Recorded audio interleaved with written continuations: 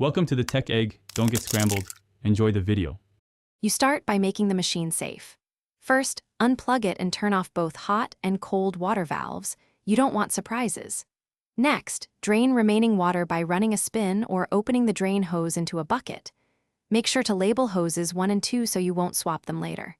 Lay towels under the base, put on gloves and eye protection, and set your nut drivers, pliers, and multimeter within reach before you touch a single fastener. Once done with safety, remove the top panel screws and slide the top back. This gives immediate access to the control area. Next, unfasten the rear panel to reveal the motor, belt, pump, and wiring harness. Make sure you disconnect hoses and wiring one at a time. Take photos so the orientation is preserved.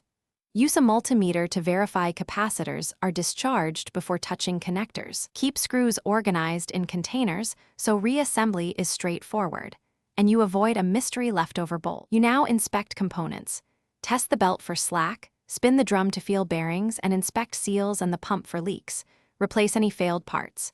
Reconnect wiring harnesses and hoses in reverse order, referring to your photos, and torque screws evenly so panels sit flush. Once reassembled, plug in and run a short spin cycle while watching for leaks and listening for unusual noises. If the drum seizes or you hear grinding, stop immediately.